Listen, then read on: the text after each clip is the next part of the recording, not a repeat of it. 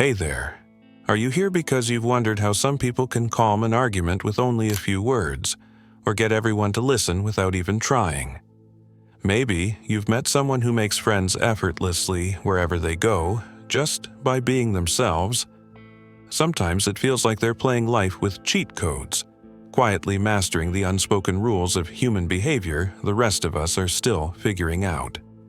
In this video, we'll uncover 10 psychological tricks. Simple, eye-opening ways to see how people think, connect, and respond. Stay with me until the end. It might just change the way you see the world around you. Let's start small, with the little things our brains do without us even noticing. Number 1. The nodding trick. Have you ever noticed yourself nodding when someone else does? It's almost automatic, isn't it? And that's exactly why this works. When you subtly nod while speaking, people often mirror you without realizing it. And because nodding is universally associated with agreement, they become more open to your ideas. This is part of what psychologists call the mirroring effect, the unconscious imitation of another's gestures, speech, or behavior. It helps us bond.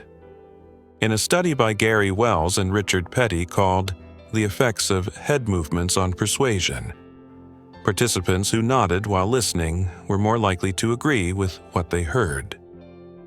The key here isn't to control, but to connect. When people feel mirrored, they feel seen, and that makes understanding flow naturally. When you do this with sincerity, not as a tactic, but as a way to stay present, people can sense it. Mirroring someone's rhythm and energy communicates that you're tuned in, that you see them. Over time, this kind of awareness makes conversations flow naturally. It reminds you that influence doesn't always mean dominance. Sometimes it simply means understanding what makes people feel safe enough to agree. And speaking of subtle influence, what if I told you that challenging someone can sometimes make them more likely to do what you want? Number 2. The "you probably can't" challenge. Humans are naturally wired to prove themselves. When someone says, "you probably can't do this," it taps into a core human reflex, our built-in need to protect our freedom of choice by pushing back, even in small ways. This is called reactance theory in psychology. When people feel their freedom to choose is threatened, they often react by doing the exact opposite and proving people around them wrong. So, when you say, "you probably can't finish this puzzle in 10 minutes, it triggers a playful defiance. Used wisely, this isn't about manipulation, it's about motivation. You can use it to encourage someone who's doubting themselves, or even to challenge your own limits. It's a fun reminder that sometimes resistance isn't a bad thing.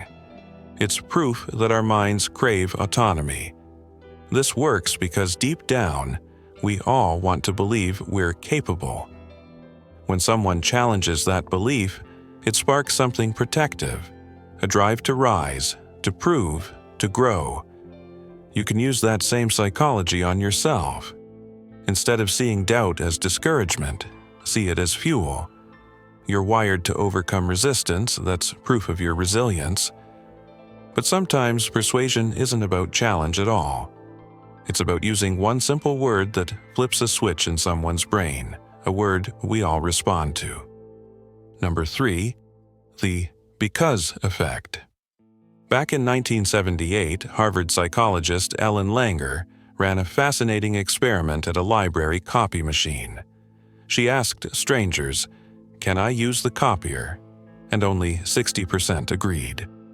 But when she added the word because, even with a meaningless reason like, "because I have to make copies," compliance shot up to 93%. That single word changes everything. Because gives the brain a reason, and our brains love reasons, even shallow ones. It creates the illusion of logic, which feels safe. So, next time you're making a request, add a genuine because. It's about building trust by giving a clear reason and context behind your words. People like knowing why. It's small, but it's one of those hidden patterns that makes communication smoother, more human, and surprisingly effective. Number 4. The anchoring effect. Imagine you're shopping for a jacket. The first one you see costs $100, but suddenly, a $60 one feels like a bargain. That's a simple example of how anchoring quietly shapes our perception.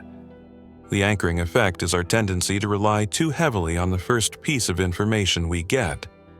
It becomes our mental anchor, shaping every judgment that follows. In one famous experiment by Tversky and Kahneman, people spun a random wheel of numbers and were then asked to estimate African countries in the UN. Those who spun higher numbers guessed higher, even though the wheel was meaningless. Anchors frame our decisions, from prices to self-worth. Awareness helps you set your own anchor before others do. Next time someone drops a number first in a negotiation, pause. Ask yourself, am I comparing them or to reality? And it's not just about numbers.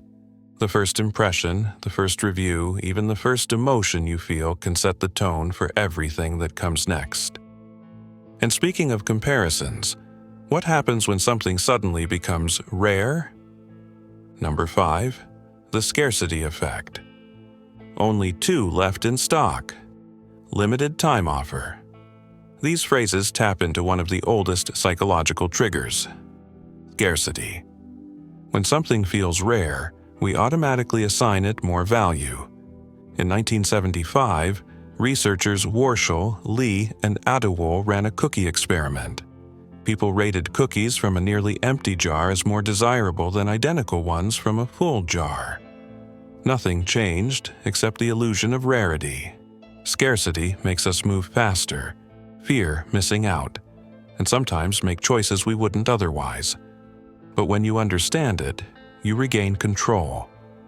So when you catch yourself rushing because something is almost gone, take a breath. Real value doesn't vanish with a timer. Scarcity doesn't just apply to products. It often sneaks into how we see ourselves. We start believing that opportunities, love, or success are limited too. But the truth is, most things in life aren't about what's lacking. They're about timing. When you stop chasing scarcity, you start noticing abundance, and that mindset quietly changes how you act, decide, and connect. Now, let's switch gears because one of the most powerful ways to connect is hidden in something you hear every day: your own name. Number 6. The name connection. There's a reason your attention perks up when you hear your name in a noisy room. It's deeply personal. Studies about the cerebral cortex show that hearing your own name activates parts of the brain linked to self-perception and emotional processing. When someone says your name, it signals recognition. It says that you matter. That's why remembering and using people's names makes such a difference in relationships. But there's a fine line. Use it warmly, not excessively. You're right, Alex, that's a good point. Feels genuine. Overuse can feel forced. It's a small thing, but our brains are wired to feel seen through it. Because in the end, connection always starts with acknowledgement. Names carry warmth. When you use someone's name with care, it tells them, you matter enough to be remembered. This isn't just about flattery, but every time you make someone feel seen, you remind them, and yourself, that connection starts with attention. But acknowledgement can also come from actions, not words, especially when you make one small, surprising request. Number 7. The unusual request technique. Here's a curious one. When you ask someone for a small, unusual favor first, something harmless but unexpected, they're more likely to help later with a bigger one. It's a version of the foot-in-the-door technique, shown in a classic 1966 Stanford study by Friedman and Fraser. People who first agreed to a small task, like putting a tiny sticker in their window, were far more likely to later agree to a big one, like placing a large sign in their yard. The first yes builds consistency, and in relationships, consistency is more persuasive than pressure. It's a quiet lesson in how respect leads to influence. We like to stay aligned with our previous choices. It's part of our identity. So, start small, then build up your request respectfully. Sometimes, all it takes to open a door is a gentle knock first. This technique teaches patience, the understanding that trust builds step by step. When you respect another person's pace, they feel safe to open up. That's what makes small requests powerful. But what about persuading yourself, especially when memory plays tricks on you? That's where something wonderfully weird comes in. Number 8. The Green Rabbit Memory Hack. You know that anxious moment when you can't remember if you lock the door? Here's a surprisingly effective fix. Say something bizarre while you do it. Our brains remember unusual details better. It's called the distinctiveness effect. When you pair a mundane task with something absurd, like whispering "green rabbit" while locking the door, you create a stronger memory trace. It works because weirdness makes the moment stand out. The brain flags it as different, which makes it easier to recall later. You're not just strengthening memory here, you're building self-trust. Every time you remember because you practiced presence, you prove to yourself that you can rely on your own mind. That confidence spills into other parts of life, where being mindful and deliberate can turn ordinary moments into anchors of calm. So next time you're double-checking if you unplugged the iron, make it weird on purpose. Your mind will thank you. Still with me? Take a breath, get comfortable, because the next one's subtle, but you'll start noticing it everywhere. Number 9. The chameleon effect. Ever spend time with someone and realize you've started picking up their little habits, a laugh, a phrase, even how they sit? That's the chameleon effect, our natural tendency to mirror the body language, tone, or expressions of the people we're talking to. It's our brain's quiet way of saying, "I understand you. I'm like you." Psychologists Tanya Chartrand and John Bargh coined the term in 1999 after discovering that people who subtly mirrored others were rated as more likable and empathetic. It's not simply about imitation, but about attunement. When you naturally match someone's tone or gestures, you're signaling safety and understanding. When we subtly mirror others, it builds trust, connection, and a sense of relatability. People feel more comfortable and understood, often without realizing it's because they see a bit of themselves in you. Now, this might sound a little like the nodding trick we talked about earlier, and in a way, it is connected. Nodding is just one small, deliberate example of mirroring, while the chameleon effect is the overall pattern behind it. But while the nodding trick is intentional, used to gently guide agreement, the chameleon effect often happens naturally, shaping how we bond and communicate every day.